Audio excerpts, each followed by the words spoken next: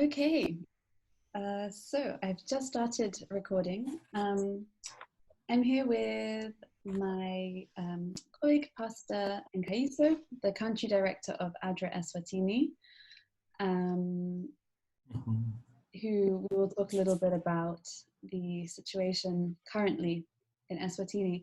There's a little bit of a delay, but I think we will manage. Hopefully we will get through it.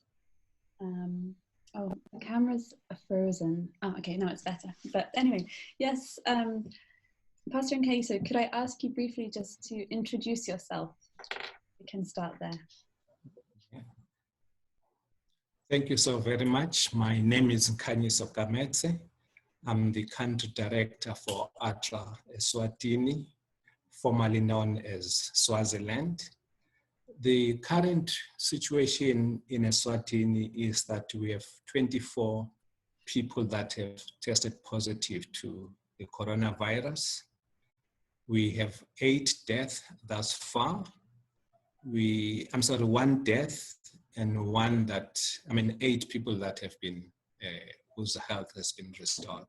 So basically 24 positive people, 1 death, and 8 who have been healed, and they are now back to their respective homes.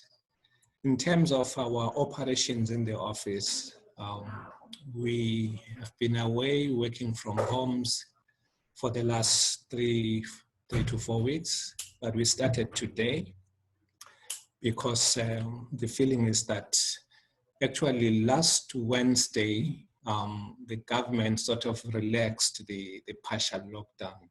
For almost 3 weeks, we have been under a partial lockdown. There were some movements, but there was a lot of restriction in terms of movement. There was no public transport. Shops were closed, except the essential services. So last week, Wednesday, the government extended the partial lockdown for another 3 weeks. So the partial lockdown continues, though it has been relaxed. For an example, in a public Kumbi, 15-seater, they expected that there were about 5 or so people in the last partial lockdown, but now they are saying there can be 12 people in a minibus. Shops are now opened from 10 to 3. So basically they have sort of relaxed the partial lockdown. Hence, we have also decided to resume work, but take the necessary precautions. And what about the borders? That's the... Oh, sorry. Thank you. What about the borders with South Africa and Mozambique? Are they open? They are not. They are not because, for an example, as you know, South Africa is on a full lockdown. I'm not sure about the situation in Maputo. In terms of Mozambique, but in terms of the borders with South Africa, they are closed except for emergencies. Suppose somebody is sick, he needs medical attention in South Africa, that person can be allowed to cross into South Africa. But the usual coming in and coming out of the country, that has been stopped completely. And I think I want to believe it's the same with Mozambique. I think the concern that government currently has, apart from the official border posts, we have informal crossings right throughout the border where people don't go to the official border controls. They just jump the fence. So government has that challenge at the moment, but they are trying to address it. Okay, that makes sense. One thing I forgot to say, actually, I wanted us to talk a little bit about the implications of the situation on ADRA's work specifically. So, the UK, ADRA UK and ADRA Eswatini, for the past 3 years, we've been working on a project to do with enhancing livelihoods in 2 of the regions. And obviously that has come to an end. It came to an end a couple of months ago, but you have other projects that are currently active and ongoing, and I just wanted to ask, what has been the effect of the lockdown on the project? Well, the project activities have been stalled, obviously. Fortunately, we're able to inform our beneficiaries that because of the partial lockdown, we would suspend all our activities. So it goes without saying that they've been affected. There are some construction activities that were supposed to have taken place during the partial lockdown, but these were stopped. There were trainings that we're conducting in the communities. These were also stopped. So there is no doubt that our activities have been affected, because government is actually saying if you call a meeting, the maximum number of people that can attend that meeting should not exceed 20. Oh. So right now we have just been talking to the staff to say, if ever you call a meeting, make sure that you have not more than 20 people attending that particular meeting. We are hoping and praying that the situation will improve so that we can resume our normal activities. And also we informed our staff members this morning to say, if there is room in your project to buy some hygiene material like your mask, your sanitizers, please talk to the finance and see if you can assist the communities where we work. Yeah, to have some protective equipment for them. That's correct. Yeah. Mm. Right now we have refugees, because as you may recall, we are implementing a UNHCR funded project. So since last week, these refugees have been coming to the office to say, please help us with our monthly rentals. We are being chucked out of our flats and houses because we cannot afford to pay rent. I was just addressing them a couple of minutes ago to say you must observe the social distance rules, because we don't want to get into trouble with the authorities. Yeah. You see what I mean?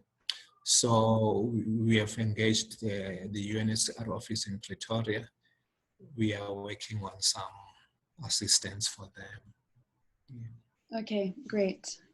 Yeah, I wanted to say, I mean, maybe DFID, so the UK government has, I think, pledged, I can't remember how much, but they said they're going to pledge a sum of money to help, specifically directed towards the response. And I wonder if other governments will also start doing that. And I wonder if, institutions like the UNHCR will also begin directing funds because this is it has severe implications. Wow. Yeah. And what about I know, for an example, go ahead, sorry, go ahead. I was just saying, I know that our government is busy mobilizing resources from the public, including the private sector. I think as of Thursday last week, they indicated that they've raised 100 million Malangan or South African rands. Most of the resource mobilization that is taking place in country is money going into government, so that I'm only aware of a few non-governmental organizations that are able to mobilize resources. Seemingly everybody is sending money to government. Okay.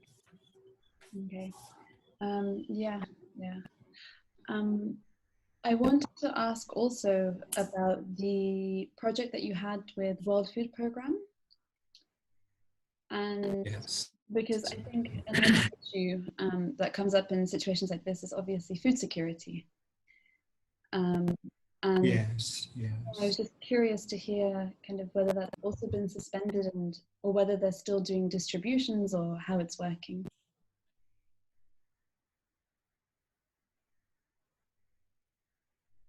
Yeah.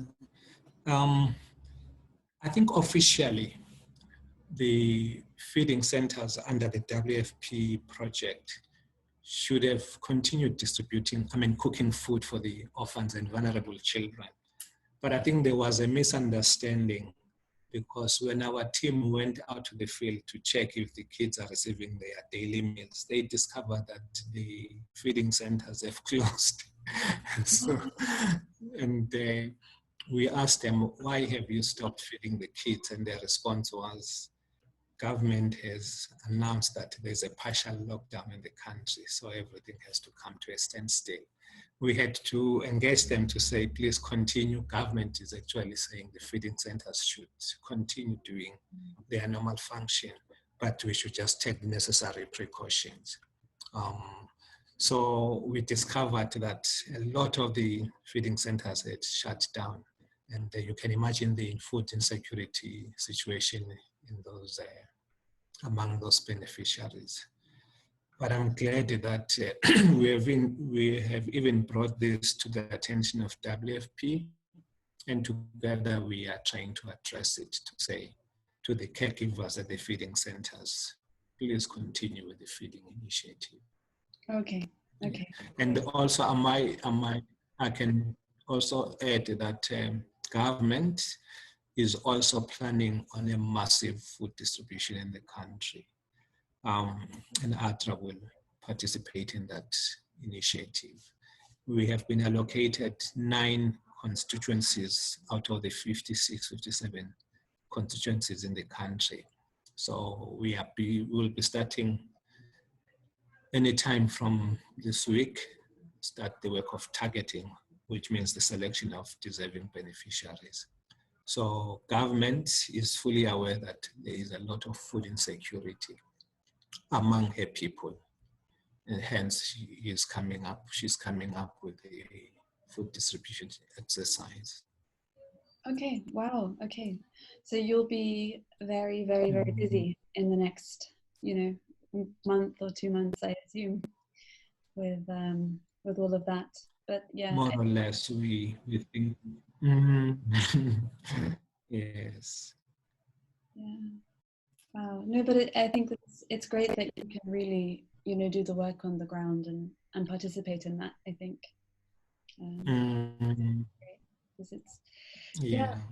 Who we wish we could do more, but we are always limited by resources.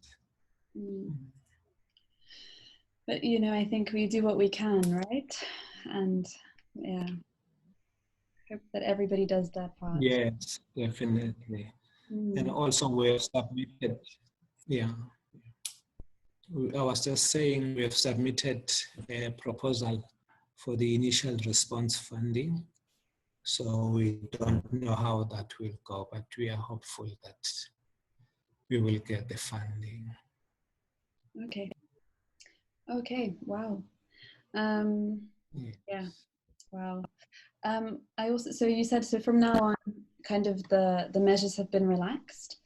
Do you think that there might be very much. They might kind of go back to a partial lockdown, depending on whether the situation gets worse?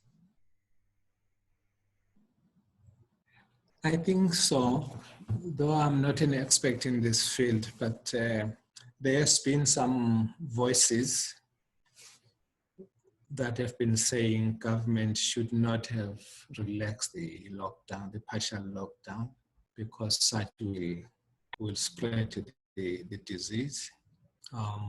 But really, it's the experts that know better than myself.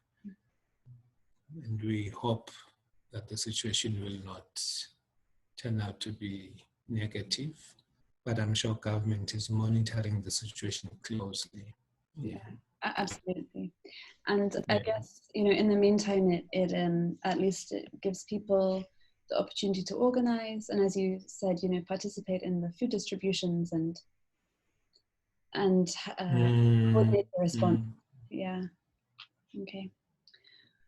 Wow. Yeah. Wow. It's a difficult situation for everyone, because we have never seen this thing before. Absolutely. Yeah. It's really everyone is, I think it's the first time that, well, in my life anyway, that everyone's experiencing kind of the same thing, you know? Yes. Like no matter where you are in the world, like life looks, yeah, similar these days. But no, thank you so much. Thank you so much for that. That was really interesting to hear, and yeah, we'll share it so that people know what's going on the ground. Yeah, and I think with yeah, no, thank you. And any kind of final thoughts or comments or anything else you'd like to add? I think on behalf of our country office, I would really want to say thank you to ADRA UK for all the support we have received over the years, and even to be part of this conversation that we currently are having. It just goes on to show that ADRA UK is a friend. They say is a friend indeed, and we appreciate so much this relationship. We pray that you will remain safe as we remain safe as well in our different countries. Thank you. Thank you. That's very kind. Likewise, likewise. And you know, if there's yeah, anything, please keep us updated as to how things are going. The situation, and perhaps in the next couple of weeks we can have another conversation. Maybe not on video, but definitely on WhatsApp, or have a call to just see how you're doing. And likewise, I hope you also stay safe, and that your application is successful for the response, and that, you know, all your efforts at this time kind of, yeah, go well. I think. And thank you. Please give my regards to the team also. I will do the same for me to the ADRA UK team. I will do. Thank you so much. I'm glad that we finally managed to get it working. Great. All the best. All the best, Pastor Nkeso. Thank you so much. And all the best. Enjoy the rest of your day.